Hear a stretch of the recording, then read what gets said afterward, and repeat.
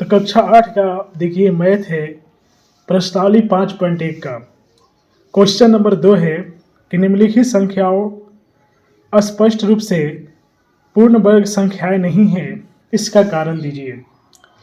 पूर्ण वर्ग संख्या कौन नहीं होती है, इसके बारे में मैं आप लोगों को डायरेक्शन दे दिया हूं। जैसे कि ऐसी संख्याएं जो 2, 3, 7 और 8 पर समाप्त होती है पूर्ण वर्ग संख्या नहीं होती।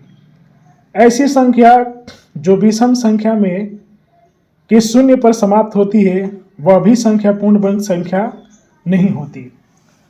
तो दो कंडीशन हमने दिया है। अब हम देखते हैं जो एक एक नंबर है उन पर हम देखेंगे और बताएंगे। जिस तरह मैं हल किया हूँ इसी तरह आप लोग हल करेंगे तो अच्छा नंबर मिलेगा। और 8वीं क्लास में हैं तो स्पष्ट मैथ बनाने की कोशिश करें, क्योंकि यही जो कि बेस होता है। जब आपका मजबूती यहाँ रहेगा तो आगे के कोई भी जो एग्जाम होगा वो आप लोग आसानी से निकाल सकते हैं। तो यहाँ लिखिए, देखिए 1057 जो संख्या है तो हमने लिखा है कि हम जानते हैं कि जिस संख्या के अंत में 2, 3, 7 और 8 पर समाप्त होती है, ठीक है, वह पूर्ण वर्ग संख्या नहीं होती। तो अतः 1057 एक पूर्ण वर्ग संख्या नहीं है। लिखने का जितना भी अच्छा तरीका बेस्ट से बेस्ट सोचेंगे अच्छा रहेगा। जैसे कि देखिए जिस संख्या के अंत में 2, 3, 7 और 8 पर समाप्त होती है वह पूर्ण वर्ग संख्या नहीं होती है। इसी तरह देखिए यहाँ पर भी है 23, 45, 3 है। तो इस पर भी आप लोग लिख सकते हैं कि हम जानते हैं कि जिस संख्या के अंत में 2, 3, 7 रहे, यहाँ पर आप लोग समाप्त होती है नहीं लिखेंगे तो ठीक रहेगा।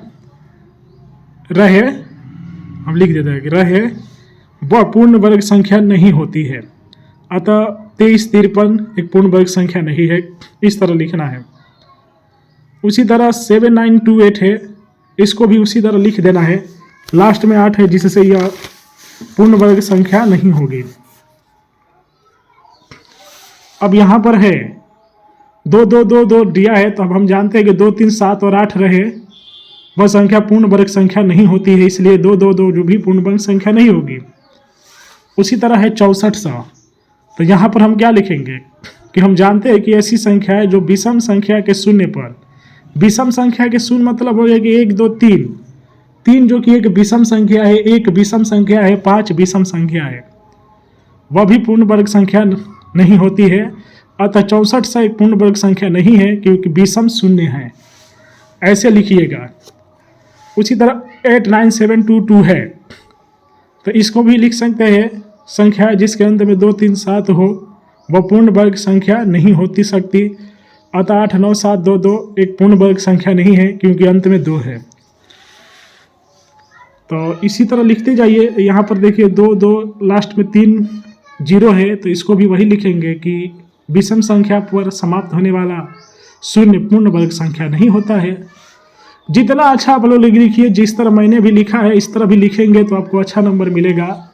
अपने से भी लिखने की कोशिश करेंगे तो अच्छा रहेगा, क्योंकि जो पेपर कॉपी चेक करने वाला होता है वह यही देखता है कि बच्चे ने अपने से मेहनत किया है या नहीं। जो बच्चा अपना से लिखता है पेपर वाला चेक करने वाले समझ जाते हैं और आपको ज़्यादा नंबर मिलने का चांस रहता है।